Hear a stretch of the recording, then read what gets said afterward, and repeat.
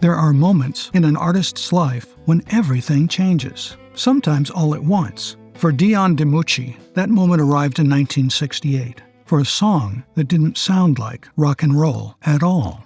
Long before that, Dion was already a star, a Bronx kid with a voice that carried swagger and sorrow in equal measure. Runaround Sue, The Wanderer, records that didn't ask questions, they moved. They were built on rhythm, confidence, and motion. Dion was rock and roll royalty before most of us had words for what that even meant. But somewhere along the way, the world changed, and so did Dion. The 1960s were unraveling: assassinations, cities burning, hope shaken to its core. And Dion, who had battled with his own demons, who had stared down addiction and survived it, was paying attention. Then came the question, has anybody here seen my old friend Abraham?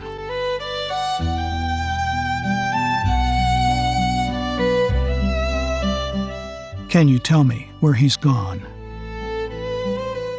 Abraham, Martin, and John wasn't written to climb the charts. It wasn't clever. It wasn't loud. It was a lament. The song had already been written by Holler, but when Dion recorded it, something rare happened. The singer didn't perform the song. The song passed through him. Abraham Lincoln, Martin Luther King Jr., John F. Kennedy. Names that felt impossibly heavy, even then. And Dion didn't shout their names. He didn't dramatize them. He asked about them. That's the brilliance of the song. It doesn't tell you what to think. It lets you feel the absence. When the record was released, people heard something they hadn't fully heard from Dion before. A man thinking out loud, a man grieving, a man searching for meaning in a world that had lost its footing. This wasn't the voice of the guy leaning against a brick wall in a leather jacket. This was the voice of someone who had been knocked down and stood back up with questions instead of answers. For Dion, that was the turning point, not because it was his biggest hit, but because it revealed who Dion was. A deep thinker, a man paying attention to history, a singer willing to slow the world down and ask, what have we lost? After Abraham, Martin, and John, you couldn't hear or see Dion the same way again.